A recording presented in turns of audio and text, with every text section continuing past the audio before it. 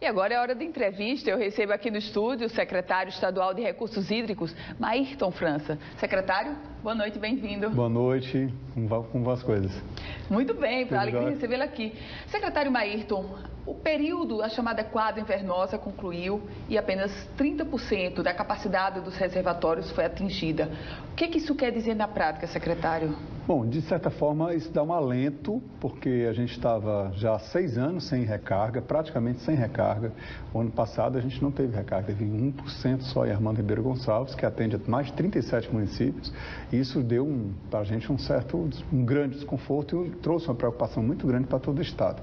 Esse ano a gente conseguiu já uma recuperação. Há uma perspectiva que a gente tenha saído desse ciclo de seca que a gente pode dizer hoje, Ana Ruth, com toda certeza, de que foi o período mais longo da história do Rio Grande do Norte de uma seca. Graças a Deus, a infraestrutura hídrica do estado, tanto de barragens como de adutores, deu resposta. A gente não viu aquelas cenas, né, das secas históricas, de pessoas vagando nas estradas, saques em supermercados, pessoas mesmo morrendo, né, por falta de comida e outras coisas mais.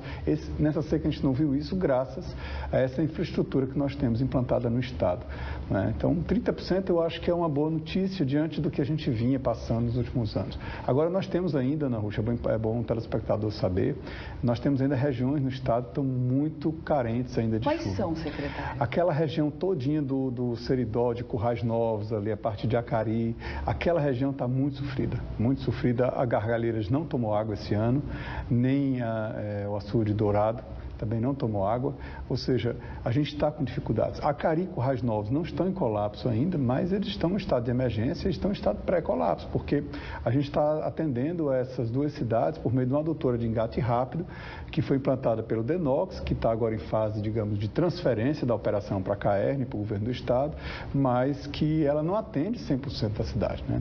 Basicamente, quem atende Currais Novos e Acari são principalmente Gargalheiras e Dourado. E aí a alternativa desses municípios ou para essa população, qual vai ser, secretário? Por enquanto, carro-pipa, né? Por enquanto, carro-pipa ainda, apesar de que nas zonas rurais a gente tem tido uma redução da oferta de água por carros-pipa pela operação carro-pipa, que é executada pelo Exército Brasileiro, mas do ponto de vista do programa de carros-pipa, que é a operação Vertente, que atende às zonas urbanas, essas aí elas continuam, caso haja um colapso total, porque nesse caso da operação Vertente, como é recurso da Defesa Civil, a Defesa Civil Estadual só pode atender quando o município declara colapso, e a declaração de colapso vem no momento em que a Caerne afirma que não tem mais como distribuir água para a população daquela zona urbana específica. Secretário Maírton França, há uma grande expectativa, uma grande atenção sobre a Lagoa do Bonfim, pelo fato de abastecer ou de garantir a adutora Monsenhor Expedito. Isso. Como é que se encontra hoje a Lagoa do Bonfim, secretário? Olha, a Lagoa do Bonfim, a gente não tem grandes preocupações com ela, certo? Que é uma lagoa que tem uma capacidade de recarga. Além do mais, a gente percebeu um comportamento de pluviosidade de todo o litoral leste no ano passado e que se repete este ano, de chuvas não eventuais, como a gente costuma ver no Nordeste brasileiro, mas de chuvas constantes, não naquelas quantidades, digamos, muito exageradas, mas que a gente tem aí essa condição de recarga quase que permanente da Lagoa do Bonfim. Então, a gente não vê na gestão da água da lagoa, assim como também de Extremóis, a gente não vê problemas nesse momento sérios. Já passamos por momentos sérios com a Lagoa de Extremóis, que a gente lembra muito bem, inclusive a Zona Norte ficou alguns dias colapsada, praticamente, mas essa é uma situação que a gente não observa mais esse ano e com certeza no ano que vem a gente também não vai ter situações assim de emergência ou de urgência.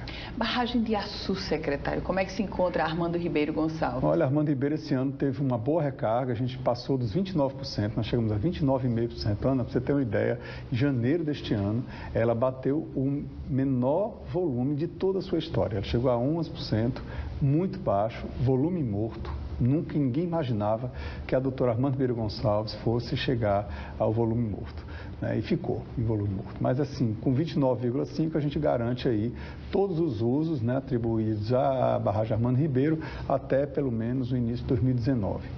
Secretário Ou Meriton... até pelo menos no início de 2020, desculpa. Secretário Meriton França, muito se fala sobre a possibilidade de uma dessalinização, que seria a redenção dessa saga do Potiguar de sempre estar esperando pela chuva para amenizar a escassez hídrica. A dessalinização da água do mar é solução para o Rio Grande do Norte? Olha, o estado do Rio Grande do Norte tem mais de 600 quilômetros de costa, né? A gente tem aí e bem distribuídos pelo território do estado. Então a gente tem, inclusive, essa oportunidade. A ameaça, basicamente, é porque nós temos outras possibilidades. O caso de acumulação de água de chuva, né, superficial, pelas barragens do estado. Falamos aí de duas das principais barragens, como o caso de Armando Ribeiro Gonçalves, mas temos também um aquífero de águas subterrâneas, que é o aquífero Açu, que poderia ser utilizado. Como é que eu imagino a gestão de recursos hídricos? Eu imagino a gestão de recursos hídricos como a gente tem hoje energia. Nós temos uma cesta de tipos de energia eólica, solar, hidráulica, termoelétrica, etc. E a gente acende uma lâmpada, a gente não sabe de fato de qual foi essa fonte de energia. A ideia que nós temos da água é, como eu falei em outra ocasião, há uma cesta de águas. Então, que a gente tem a água do subterrâneo, que a gente tem a água da chuva superficial, que a gente tenha também a água do mar dessalinizada. Hoje, a restrição que nós temos com relação à dessalinização de água do mar, apesar de toda essa oportunidade que geograficamente o Rio Grande do Norte apresenta, seria o custo, porque é uma espécie de industrialização, como se estivesse produzindo industrialmente água, né? Então, a gente está com um projeto piloto desde 2015, nós começamos a fazer esse projeto. Cheguei, inclusive, Ana Ruth, a protocolar do Ministério da Integração pedido de recursos financeiros para investir nessa área, mas o governo federal, ele próprio, não tinha ainda um órgão, né, dentro da sua estrutura administrativa que cuidasse dessa questão da política de dessalinização de águas do mar no Brasil. Então, a gente acabou que esse projeto ficou circulando entre os órgãos do governo federal e acabou sem resposta. Hoje, a gente está em seguinte pé. Nós estamos negociando agora, inclusive, algumas conversas já com o embaixador de Israel, do Estado de Israel, que tem esteve aqui, inclusive, tivemos reunião com ele nas duas últimas vezes que ele esteve aqui. Na última vez, inclusive, na penúltima, apresentamos o projeto piloto, né, que seria implantar uma usina de dessalinização na cidade de Macau, né, tem uma área já definida, essa água não sairia diretamente do mar, evitando, portanto, digamos, um impacto ambiental direto. E também não seria devolvida também o concentrado, o resultado do processo de dessalinização diretamente para o mar, mas sim por meio dos canais aí de águas-mães, das salinas que tem em bastante abundância naquela região. Ele ficou muito interessado, tanto pela solução ambiental que nós demos, como pela forma também de redução de custos, porque a captação ela não seria diretamente do mar, mas por poços transversais. Então, a gente captaria água do mar por poços, na quantidade que a gente necessitasse. Inclusive, há um tempo atrás, numa cooperação da SEMAR com a CAERN fez até um perfil de poço para esse poço na beira da praia, lá perto de Macau. Daria basicamente para a gente abastecer tanto Macau como Guamaré e também Pendências por aquela adutora Pendências Macau e a sua extensão até Guamaré, né? Estaria certo.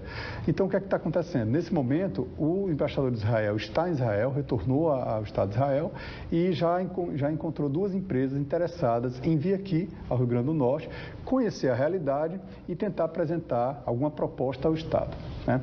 Essa proposta ela vai vir na forma de uma parceria público-privada. O Estado tem hoje um comitê de PPPs, né, de parcerias público-privadas. A empresa apresenta a proposta e essa comissão aí define se é ou não é viável.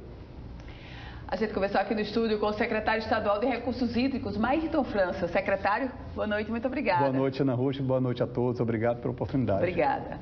Se você quiser rever essa entrevista completa, você acessa o politicaemfoco.com, um site especializado na política do Rio Grande do Norte e do Brasil. O Band Cidade vai ficando por aqui, você acompanha agora o Jornal da Band. A gente volta a se encontrar amanhã, às 18h50, aqui na tela da Band. Boa semana para você, uma excelente noite.